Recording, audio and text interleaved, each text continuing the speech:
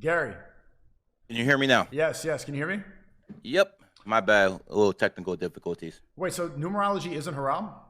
Hell no, it's not haram. How can numerology be haram if there's numbers all over the Bible and the Quran?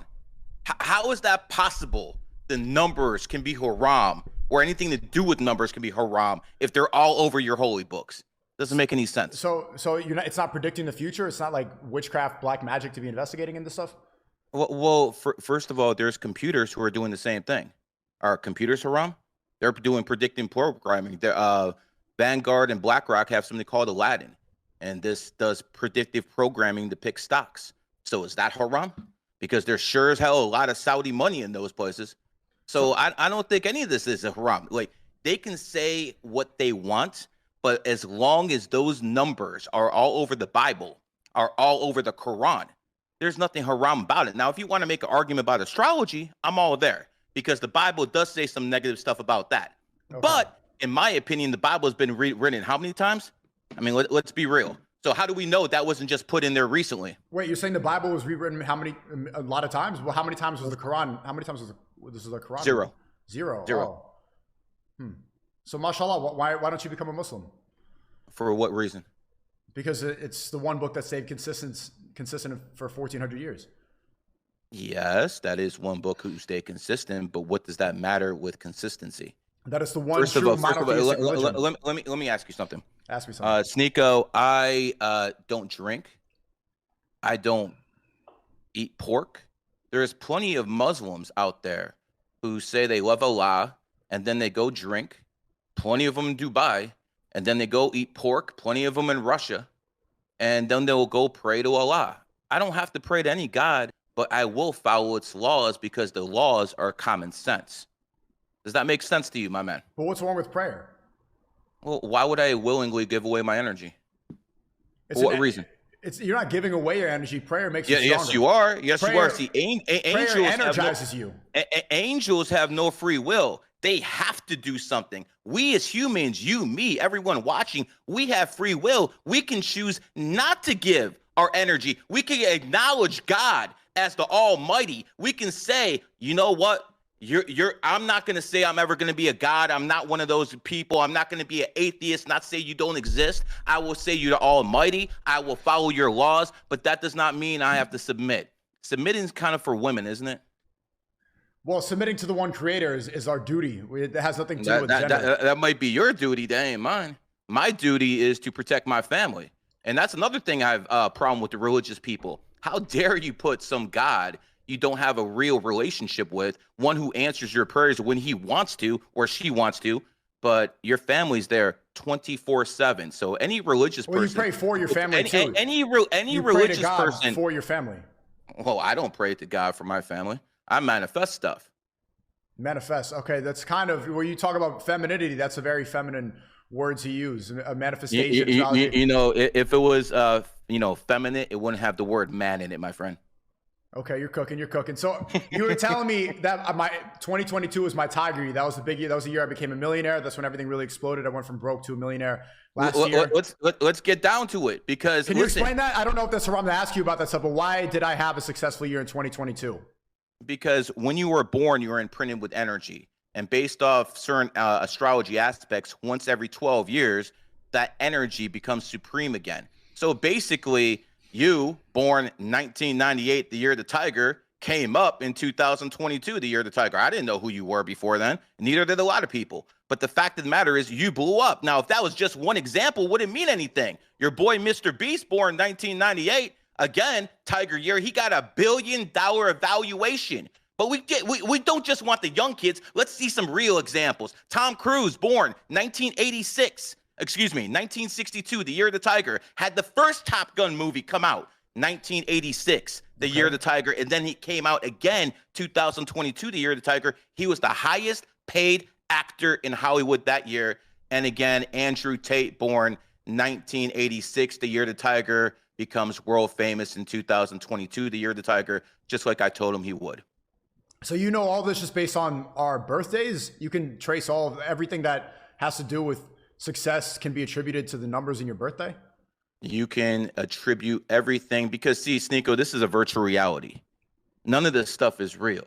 Even Elon Musk, some of the smartest people on earth have said this is a virtual reality. And in a virtual reality, there's going to be one truth: mathematics and numbers. That's why they're all over your Quran. That's why they're all over the Bible. That's why they're all over everything. Everything revolves around numbers. It's a universal language. So basically, it comes down to this. You don't have to believe me. Why don't you look at the elite? Watch what they're doing.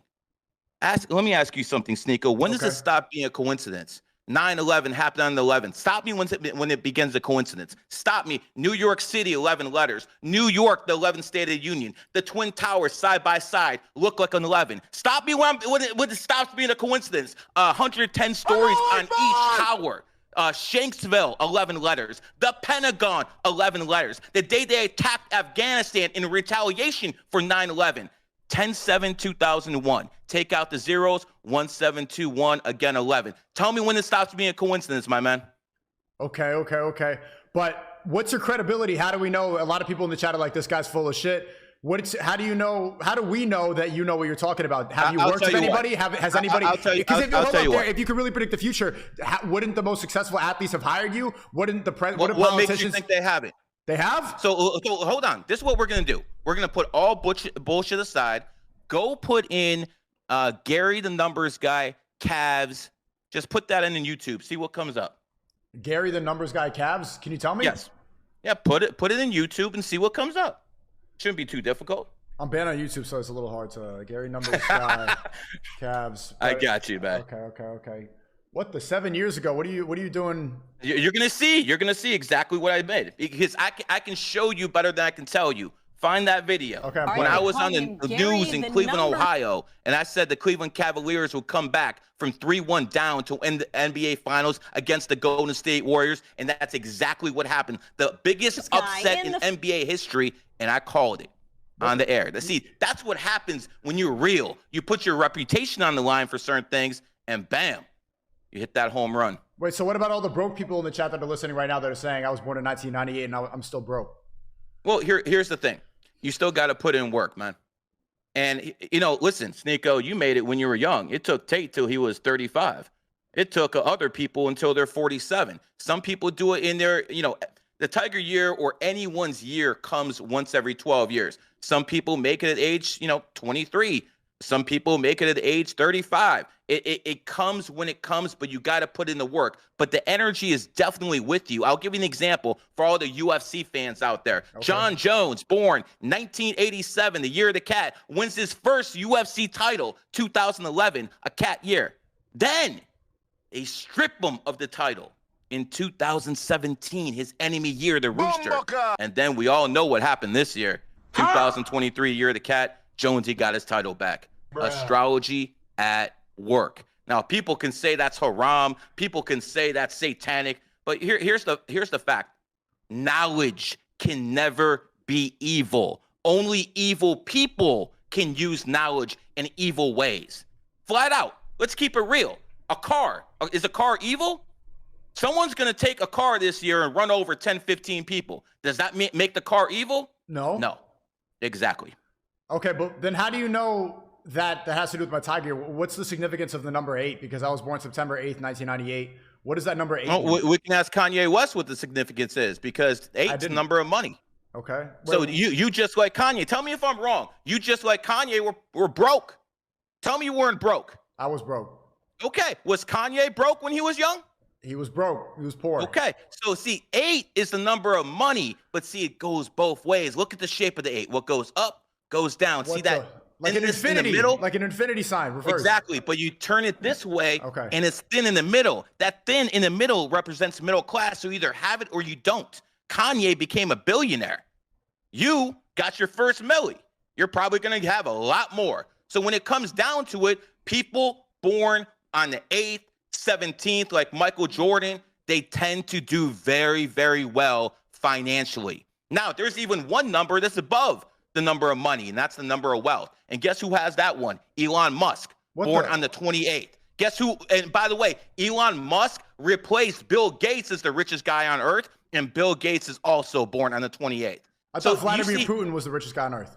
Well, he is, but that's not on, Forbes record. I would personally say that Vladimir is the richest guy on earth. But if you want me to go there, he's born on the 288th day of the year.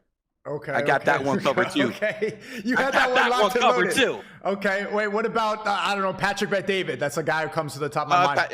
A perfect example. Patrick Bet-David is born 10/27/1978. He is an 8 life path. He grew up broke as hell, came to America, and made 300 million. Again, just like you, just like the Kanye, money up and down, and they have it because 8 is the number of money. Don't believe me. You don't have to believe me. Don't be freaking lazy. Go out there and do your research. Ask yourself why the Chinese started Olympic Games on 8/8/2008 at exactly 8:08 p.m. They went from the 15th biggest economy in the world to the second within a few years. Checkmate. Wait, so people start the Olympics and they invade other countries based on specific times because the numbers matter? Of course, the elite are all into this. They start wars based off this. They start everything based off this. Wait, so people will communicate with numerologists and astrologers to figure out what's the right time to invade? I think the Rothschilds have their own people. They don't really need to reach out to the public, man. What does the Rothschilds have to do with China? The Rothschilds have something to do with the whole planet. They run it. This is their world. They run it. They run the banking system. They control the armies. I heard a lot of people talk a lot of smack saying, yo, we can take out the Rothschilds. We can take out the Rockefellers. Have you ever heard of a guy by the name of Muammar Gaddafi, born 6/7/1942? Yes, I have. He was the leader of Libya. He took over Libya in 1969. The GOAT. He turned it from one of the poorest countries in the world to one of the richest.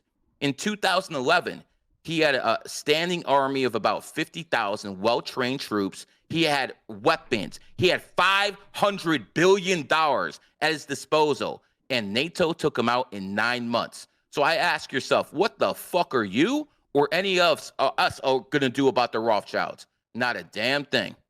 So this is what people have to understand. It's good to know this information about who runs the world. It's good to know that the Federal Reserve is basically nothing federal about it. It's good to know things like this. But what you have to understand is you have to basically change the people around you, change the environment around you. No one's going to save the world. Heroes end up in morgues.